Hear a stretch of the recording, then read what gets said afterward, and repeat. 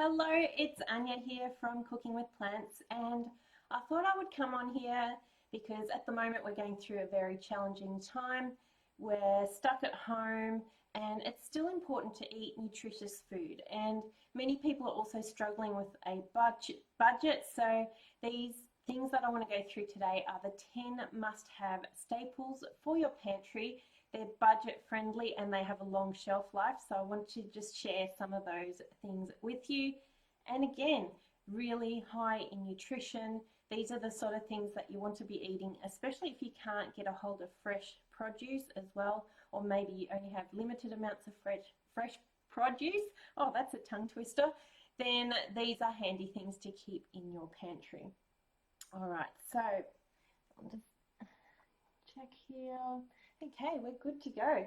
So the first thing that I like to have in my pantry is whole grains. So whether it's quinoa or brown rice vermicelli, whatever it is, have those whole grains in your pantry. They're full of nutrients, they're cheap, they're healthy, they're nutritious, they're going to keep you full. And if you cook these up, you can cook them up and then freeze them in maybe 2-cup batches. Oh, can't speak this morning. So cook it up and then get 2 cups worth, put them into a little Ziploc bag or some freezer containers, and then these are ready to go. You can make a soup or a stew or a salad, pull it out of the freezer, and they thaw out really, really quickly. So make sure you have some good quality grains and dried pastas, those types of things on hand. And I'm not talking just white flour pasta, etc. I'm talking brown rice pasta, I'm talking chickpea pasta, lentil pasta, those types of things that are going to be nutrient rich that you can keep in your pantry. And again, quinoa is really amazing. It's affordable, you can cook it up really, really quickly, and it's easy to freeze, especially if you freeze it in some Ziploc bags and flatten it out. It'll thaw out really, really quickly, and like I said, you can then put it straight into your salad and it's ready to go. It's quick and easy. So number one staple is to have some greens and your whole grain pastas, etc. in your pantry. Then next up, I like to have some beans. So whether you like to cook beans from scratch, or if you have the time and luxury to actually cook them from scratch, or the patience, then they're great to have on hand. They last for years. And there's so many different varieties. They're high in protein, they're going to fill you up, they're very nutritious and great to add to pretty much any dish. So keep those on hand. So some dried staples, dried beans, and then for convenience, I also like to have canned beans as well. So here I've got some organic cannellini beans, and they're just quick and easy. Sometimes you forget to soak the chickpeas or the beans that you want to cook. So when you need something in a pinch, it's really good just to have these cans of beans on hand. And I usually buy the ones without salt because they do absorb the salt into them, and even if you wash them off, they do actually still retain a really high amount of the salt. So please, if you do have canned beans, get the no added salt versions. And yeah, they're just really convenient and easy to have on hand and packed full of nutrition. So get your beans. And let me know in the comments below what your favorite beans are. All right. And then the third thing I like to have is lots of herbs and spices. So I try not to cook with salt. I try to minimize my salt levels. And I don't cook with oil either. So I need to get flavor into my food with herbs and spices. So this, for example, if you've done my meal prep made easy course, you'll see that this is my Italian container, and I have a whole load of different things in here. Things like paprika. I love using paprika. Things like dried parsley. These are both iron rich, so add them to your foods and it'll add extra nutrition. All these different dried herbs and dried onions and dried chilies, and they all have different nutrients in them. and they don't take up much room, and they'll last a good 6-12 months, maybe even longer. So maybe go through, this could be a good time to go through your pantry, sort through any old herbs and spices that you have in there, throw out the ones that they might smell like cardboard because they're really not going to do much for the flavor of your food, and just get yourself maybe some combined bottles or jars of maybe some mixed Italian spices or mixed Italian herbs, and then you don't have to get all the little individual bottles, just use the mixed pack. And yeah, and it's an easy way to add nutrition to your meals. Like I said, parsley has iron in it, it has other nutrients as well, and all you do is sprinkle it into your meals. It's quick and easy, adds flavor and adds nutrition. So take this opportunity to go through your pantry, have a look what you've got on hand, get rid of any old herbs and spices that are just sitting there and yeah, they've lost their flavor, etc. Stock up on some new ones and get some flavor and nutrition into your meals using those. All right, so the next thing I like to have is things like pumpkin, potato, carrots, those types of the tubers, if you like, and they last for a long time. You can have these in the cupboard in a dark space in the pantry, bottom of the pantry, and they'll last for months and months and months, especially pumpkins and squash, those types of things. And you can make so many delicious dishes with these, and they're packed with nutrition. Carrots, they're one of the most nutrient rich foods that you can actually eat. So have it raw, have it cooked, however you like it. But these are fantastic things to have on hand. You can make curries, stews, soups. You could spiralize your carrots and have nice fresh salads. There's all sorts of things that you can make. Even boiling up some carrots and potato and then blending it up with a little bit of miso paste and nutritional yeast, etc. And you'll have a nice cheesy flavored sauce, an instant cheesy sauce. So those types of things, this gives you a lot of variety, a lot of nutrition. It's cheap and they'll last a long time in your pantry. All right, so next up, I like to have some rolled oats. So I've got some organic rolled oats. You could also have steel cut oats, whichever is your favorite type, and it's great in the mornings. It'll fill you up. It's a nutritious breakfast. For those people that have diabetes, there are studies and research that shows it can actually get your sugar levels under control, especially if you add some cinnamon on top as well. So getting back to the herbs and spices that I mentioned earlier, add cinnamon, all the extra nutrients that you can, add it to your oatmeal. So you could have savory oatmeal as well if you prefer savory meals. I also really like to have this on hand if I'm low on flour or I want a more nutritious flour to use for pancakes, etc. Then I'll just grind some of these up and then I've got flour on hand. So it's really versatile. You don't just have the oats, but you can make your own flour. And you can also make oat milk. So if you blend this up with some water and then maybe add some dates or some vanilla or just water on its own, you can make instant oat milk. Just blend it up and you've got oat milk ready to go. So they're versatile. You don't have to have fresh plant-based milks in the fridge, and they're usually more expensive anyway. You can just make your own as long as you've got a blender. And if you don't have a high quality blender, then just use these, but maybe soak them overnight and then they'll blend up really easily in the morning. So it's versatile. You can use it as a cereal, you can make it into a porridge, and it's much more nutritious than a boxed cereal.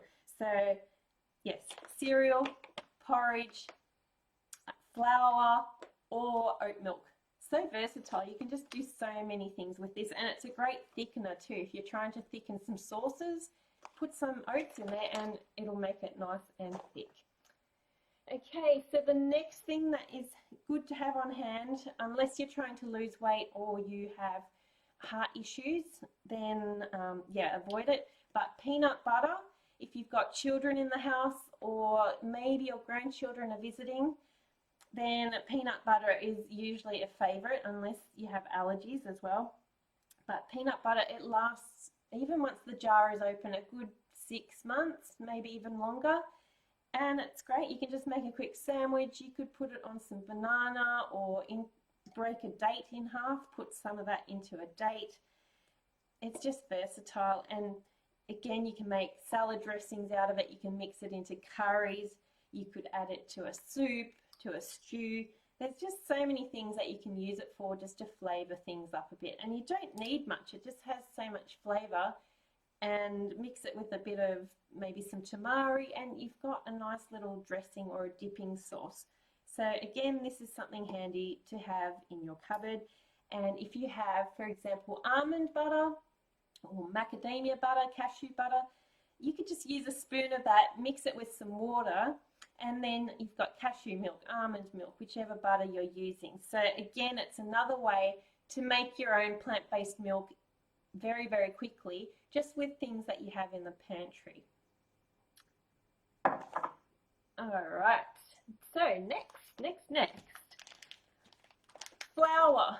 I like to have a variety of flour on hand. I usually keep it in the freezer because where I live in Australia, it's quite hot and humid, and sometimes you can get bugs in your flour if it's sitting in the pantry. So I just like to keep it in my freezer.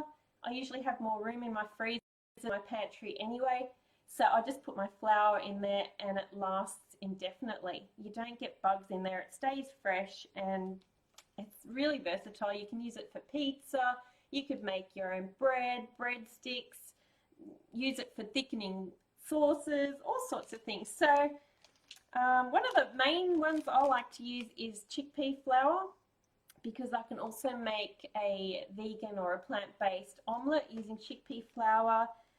I use it to make different sauces. It's a great thickener for sauces as well.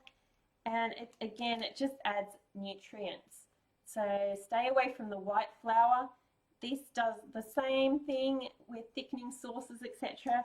And you probably don't even need as much. The chickpea flour is really amazing and it adds great nutrition.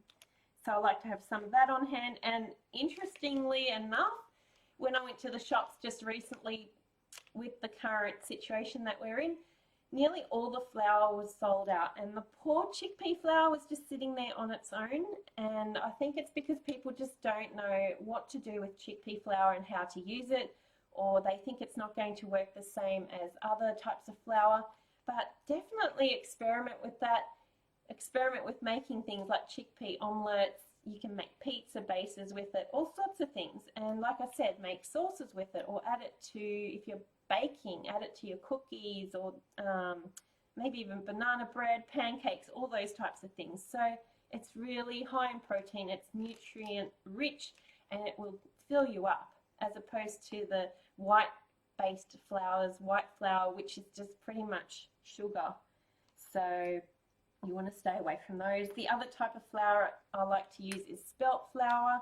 I usually get the whole meal spelt flour, but there was none left at the shop, unfortunately. But yeah, they're a couple of my go-to flours. So if you're gluten intolerant, then maybe things like sorghum flour, and you may just have to order some flour online and just stock up. And like I said, keep it in the freezer and it will keep a long time. So the other thing I like to use or have in my cupboard is some tinned tomatoes, or tomatoes, depending on where we live in the world. So these are some organic Italian diced tomatoes, and there's nothing added to them. There's no added sugar, there's no added salt. It's just the tomatoes, and they're organic, and they just keep for a long time. And they're great. They're so versatile. You can just make dal, make stews, make soup, make dressings out of it. Use it as a base for your pizza. Just spread some of this across. Blend it up with some other things. Make sauces. It's just really, really versatile and really high in nutrition.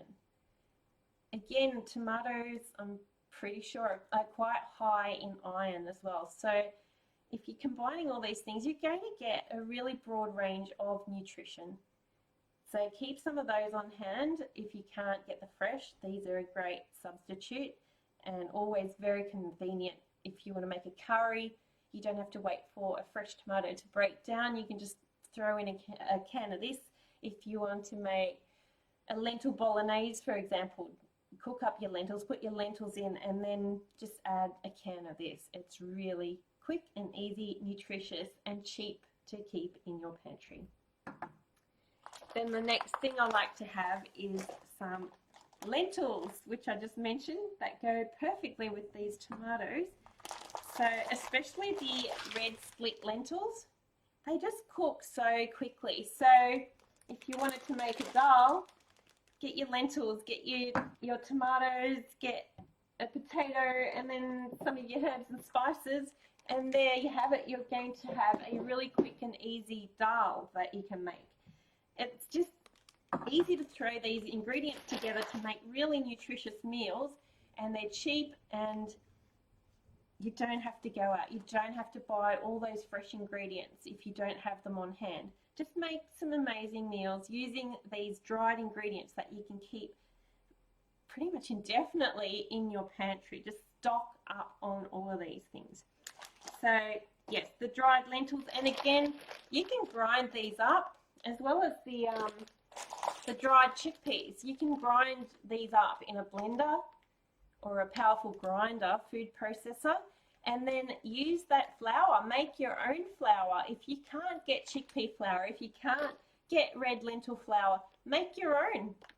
Blend up your oats, blend up your chickpea flour, blend up your lentils, and you've got flour ready to go. You don't need to buy lots of separate things. Really focus on these nutrient-rich lentils, oats, those types of things. And then I've just got some dried green lentils as well. And again, these cook up beautifully. I love having a lentil and potato soup.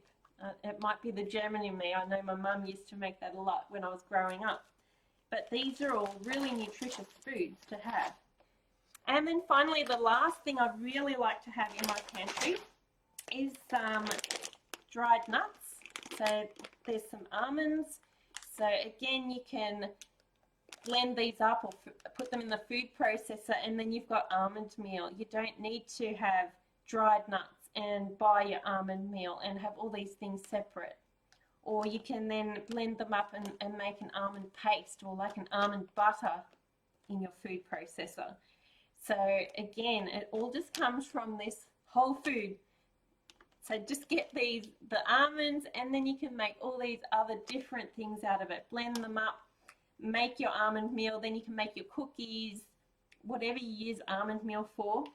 It's just quick and easy to do. And then the seeds that I like to have on hand are some organic linseeds or flax seeds. And again, I just get the whole flax seeds, and then I keep them in the freezer because they do go rancid quite quickly, especially once they're ground up. So you need to grind these up and have them as a meal, flax meal, because then your body can actually digest these. But I like to buy them whole because then they do stay fresh longer, and then I just grind some up as I need it and maybe put it in a little container and keep that container in the freezer as well. So it's all fresh, quick and easy and ready to use. And really you should be having a tablespoon or two of flax meal every day because it will give you the omega-3s that you need, and it will also help to absorb your vitamins such as A, D, E, K, which are the fat-soluble vitamins in your vegetables and salads. Just sprinkle some of this on top and it'll help to absorb those. You don't need the oil to absorb those nutrients. And then finally, I like to have some chia seeds on hand, and these are great. You can make a chia pudding. You can soak them with some water or some plant-based milk, and they'll go gelatinous, and you can use them in dressings or in baking. There's so many things, or just even in smoothies. They're fantastic in smoothies. If you want a thicker smoothie or a thick shake, just add in some chia seeds and you'll see it'll really thicken up. It goes really, really thick and gooey and delicious. So these are the 10 staples that I like to have in my pantry, and I hope that you have all these in there too. And maybe pop down in the comments below what your favourite staples are in your pantry, or any questions that you have for me as well. So I'm happy to have a chat to you and to answer any questions that you have. So who do we have on here? I'm just trying to have a look. We've got quite a few people here at the moment.